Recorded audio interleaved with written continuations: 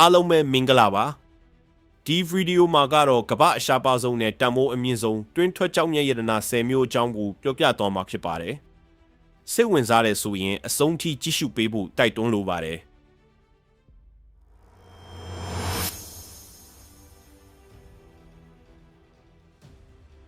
ယခုစတင်ပြောမှာကတော့နံပါတ်10မြောက်ကမ္ဘာပေါ်မှာအရှားပါဆုံးနဲ့တန်မိုးကြီးတဲ့တန်ဇန်ရဲ့အကြောင်းကိုစတင်ပြောဆိုသွားပါမယ်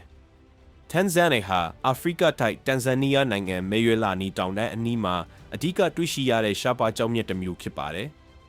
1960ခုနှစ်မှာစတင်တွေ့ရှိခဲ့ပြီးရှာဖွေတွေ့ရှိတဲ့နေရာကလည်းအလွန်ကန့်သက်ထားတာကြောင့်အနာဂတ်မှာရှားပါလာနိုင်တဲ့ကြောက်မြတ်တစ်ခုဖြစ်သတ်မှတ်ထားကြပါတယ်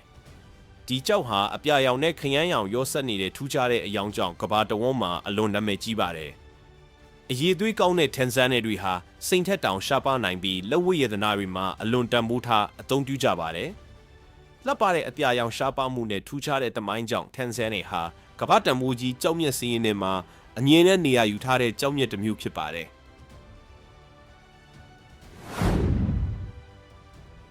ဒီတစ်ခါမှာတော့ကမ္ဘာအဆင့်နံပါတ်9နေရာမှာရပ်တည်နေတဲ့ Black Opal အကြောင်းပဲဖြစ်ပါတယ်။ Black Opal ဟာကမ္ဘာပေါ်မှာအရှားပါဆုံးနဲ့တမိုးအမြင့်ဆုံးပေါ်ကြောက်မြတ်တွေကတစ်မျိုးဖြစ်ပါတယ်။ကြောက်ရဲ့အနက်ရောင်နောက်ခံပေါ်မှာအနီအပြားအစိမ်းလိမ်မောစတဲ့အယောင်မျိုးစုံတောက်ပစွာလင်းလက်နေတာကအထူးဆွဲဆောင်မှုရှိပါတယ်။ Black Opal ကိုအဓိကအားဖြင့် Australia နိုင်ငံ New South Wales ပြည်နယ်ရှိ Lightning Ridge ဒေသမှာတူးဖော်ရရှိပါတယ်။အရေးသွေးကောင်းဆုံးကြောက်တွေဟာအလွန်ရှားပါတဲ့အတွက်ကာရက်အလိုက်ဒေါ်လာထောင်ပေါင်းများစွာမှသိန်းပေါင်းများစွာအထိတန်ဖိုးရှိနိုင်ပါတယ်။ဒီနေ့အချိန်ထိ Black Opal ဟာလှပမှုရှားပါမှုနဲ့တန်မိုးမြင့်မားမှုကြောင့်ကြောက်မြတ်ချစ်သူတွေရဲ့အလိုချင်ဆုံးကြောက်မြတ်တွေကတစ်မျိုးဖြစ်ရပ်တည်နေစေဖြစ်ပါတယ်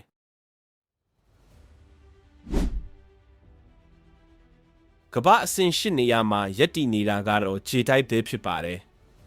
ခြေတိုက်ဟာအယောင်မျိုးစုံရှိပေမဲ့အရှားပါဆုံးနဲ့တန်မိုးအကြီးဆုံးကတော့စိမ့်လန်းတောက်ပတဲ့အင်ဘီရွယ်ခြေဖြစ်ပါတယ်ခြေတိုက်ကိုအဓိကအားဖြင့်မြန်မာနိုင်ငံကချင်ပြည်နယ်ဖားကန့်ဒေသမှာတူးဖော်ရရှိပြီးကမ္ဘာအကောင်းဆုံးအရေးတွေးရှိတဲ့ခြေတိုက်တွေလည်းအဲ့ဒီဒေသကပဲထွက်ရှိပါတယ်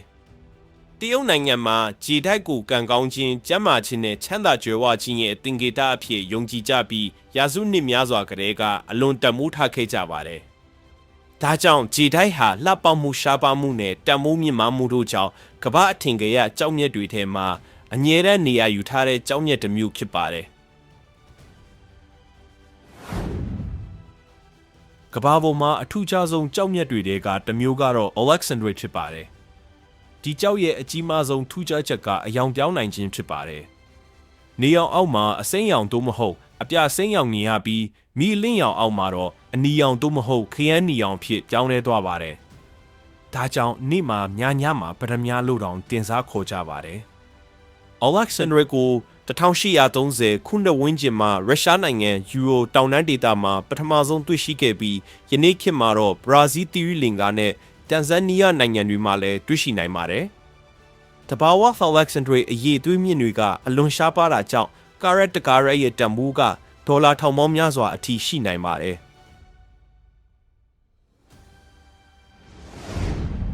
ကမ္ဘာအရှားပါဆုံးနဲ့တန်မိုးအမြင့်ဆုံးနံပါတ်6နေရာမှာတော့ Red Baron ကနေရာယူထားပါတယ်။ Red Baron ဟာကမ္ဘာပေါ်မှာအရှားပါဆုံးကြောက်မြတ်တွေကတစ်မျိုးဖြစ်ပြီးစိန်ထက်တောင်ရှားပါတယ်လို့သတ်မှတ်ကြပါတယ်။ကြောက်ရဲ့အနီရောင်လှပမှုဟာမန်ဂနိတ်တက်ကြောင်ဖြစ်ပေါ်လာတာပါ။ Red Baron ကိုအဓိကအားဖြင့်အမေရိကန်နိုင်ငံယူတာပြည်နယ်မှာအရေးသွေးမြင့်ကြောက်ဖြစ်တွေ့ရှိရပြီးကြောက်တစ်လုံးရဖို့အလွန်ခက်ခဲပါတယ်။မိုးစာအမခန့်နှုန်း9.5-8အထိရှိတာကြောင့်လက်ဝတ်ရတနာအဖြစ်ဝတ်ဆင်နိုင်ပြီးရှားပါလွန်းတာကြောင့်စုဆောင်းသူတွေကြားမှာတန်မိုးအလွန်ထားကြပါတယ်။အနီရောင်တောက်ပါပြီးအလွန်ရှားပါတဲ့ Red Baron ဟာကြောက်မြတ်လောကရဲ့အဖိုးတန်ဆုံးရတနာတွေကတစ်မျိုးဖြစ်ပါတယ်။ကမ္ဘာပေါ်မှာအရှားပါဆုံးကြောက်မြတ်တွေကတစ်မျိုးကတော့ Musgrave ဖြစ်ပါတယ်။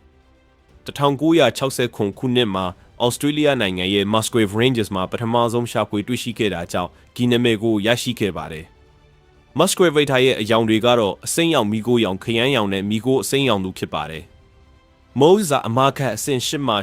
8.5ရှိလို့လက်ဝတ်ရတနာအဖြစ်ဝတ်ဆင်ဖို့လည်းတင့်တော်ပါတယ်။ ဒီကြောက်ဟာအရေးသွင်းညစ်ကြောက်တွေအလွန်နှဲပါတဲ့အတွက်စုဆောင်းသူတွေနဲ့ယတနာချစ်သူတွေအလွန်လိုချင်ကြပါတယ်အရေးသွေးကောင်းတဲ့ Muscovite တကားရဲရဲ့တန်ဖိုးဟာဒေါ်လာတောင်းချီအထိရှိနိုင်ပါတယ်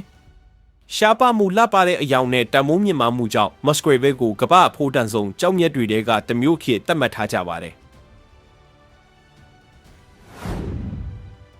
ကမ္ဘာရှားပါဆုံးနဲ့တန်မိုးအမြင့်ဆုံးနံပါတ်4နေရာမှာတော့ Parabet Tourmaline ကနေရာယူထားပါတယ်ဒီကြောက်ကို1980ပြည့်နှစ်များအတွင်းဘရာဇီးနိုင်ငံဖော်ရာပြည်နယ်မှာစတင်တွေ့ရှိခဲ့ပြီးနီယွန်ပြာနဲ့အစိမ်းပြအယောင်တွေဟာအလင်းထုတ်နေသလိုတောက်ပနေတာကြောင့်အလွန်ကြော်ကြားလာခဲ့ပါတယ်ဒီထူးခြားတဲ့အယောင်ဟာကြောက်ထဲမှာပါဝင်တဲ့ကော်ပါနဲ့မန်ဂနီတက်များကြောင့်ဖြစ်ပါတယ်။အရေးသွေးမြင့် Parabet Tourmaline တွေဟာအလွန်ရှားပါပြီးတကာရက်တန်မိုးကဒေါ်လာတောင်းနဲ့ချီအချို့ဆိုတိမ်ပေါင်းများစွာအထိရောက်နိုင်ပါတယ်။ဒါကြောင့်စုဆောင်းသူတွေနဲ့လက်ဝတ်ရတနာချစ်သူတွေအလွန်လိုချင်တဲ့ကြောက်မြတ်တစ်မျိုးဖြစ်ပါတယ်။ကမ္ဘာအရှားပါဆုံးနံပါတ်3စိတ်ရင်းဝင်ထားတာကတော့ Fin Diamond ပဲဖြစ်ပါတယ်။တိုင်အောင်စိန်ဟာကမ္ဘာပေါ်မှာအရှားပါဆုံးနဲ့တန်မိုးအမြင့်ဆုံးကြောက်မြတ်တွေကတမျိုးပါတာမန်စိန်လို့မဟုတ်ပဲသူ့ရဲ့ပန်းရောင်ကဓာတုကစ္စည်းကြောင့်မဟုတ်ပဲကမ္ဘာမီအောက်မှာဖီအားလုံးပြင်းထန်စွာခံရချိန်စိန်ရဲ့အတွင်းဖွဲ့စည်းပုံပြောင်းလဲသွားတာကြောင့်ဖြစ်ပေါ်လာခြင်းဖြစ်ပါတယ်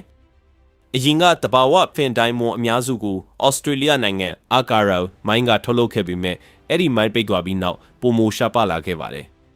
အယောင်တောက်ပပြီးအရေးသွေးမြင့်တဲ့ဖင်တိုင်းမွန်တကာရက်ရဲ့တန်မိုးကဒေါ်လာတန်းချီအထိရှိနိုင်ပါတယ်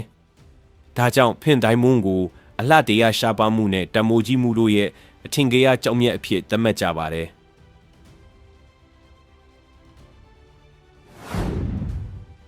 Ruby ဟာကမ္ဘာပေါ်မှာအကျော်ကြားဆုံးနဲ့တမိုးကြီးတဲ့ကြောက်မြတ်ရတနာတွေကတမျိုးဖြစ်ပါတယ်။ကြောက်ရဲ့အနီရောင်တောက်ပမှုကခရိုမီယန်တက်ကြောင့်ဖြစ်ပေါ်လာတာပါ။အယောင်နီရဲပြီးကြည်လင်းမှုကောင်းတဲ့ပတ္တမြားတွေကိုအလွန်ရှားပါတန်မိုးကြီးအဖြစ်သတ်မှတ်ကြပါတယ်။အထူးသဖြင့်မြန်မာနိုင်ငံမိုးကုတ်ဒေသကထွက်ရှိတဲ့မြမပတ္တမြားဟာကဘာကျော်ပြီးသွေးဆက်နီအောင်လို့ခေါ်တဲ့အယောင်မျိုးကအလွန်တန်မိုးရှိပါတယ်။ပတ္တမြားဟာအလားပါအတွက်တာမကရှေးခေတ်ကလေးကကံကောင်းခြင်းကိုကိုစားပြုတဲ့ကြောင်းမြတ်အဖြစ်ယုံကြည်ခဲ့ကြပါတယ်။ယနေ့အချိန်မှာလည်းအရေးသွေးမြင့်ပတ္တမြားတစ်လုံးဟာစိန်တချို့ထက်တောင်တန်ဖိုးပုံမှုမြင့်မားနိုင်တဲ့ရှားပါကြောင်းမြတ်တစ်မျိုးဖြစ်နေစေပါ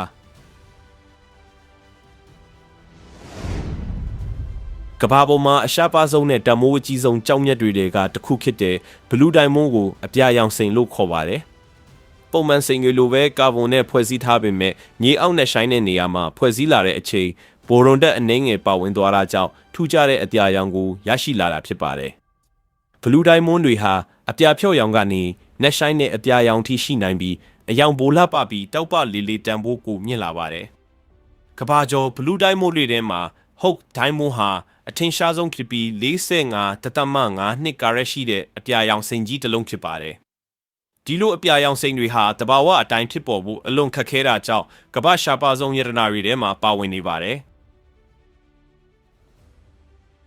ယခုကြောပြသွားခဲ့တာတွေကတော့ကမ္ဘာအရှားပါဆုံးနဲ့တမိုးအမြင့်ဆုံးတွင်ထွက်ကြောက်မြတ်ရတနာ10မျိုးအကြောင်းပဲဖြစ်ပါတယ်။မိတ်ဆွေအနေနဲ့ဘယ်ကြောက်ကိုပိုစိတ်ဝင်စားတယ်ဆိုတာကိုအောက်ကကွန်မန့်မှာပြောသွားခဲ့ပါဦး။အဆုံးထိကြည့်ရှုပေးတဲ့အတွက်တယောက်ချင်းစီတိုင်းကိုကျေးဇူးအထူးတင်ရှိပါတယ်။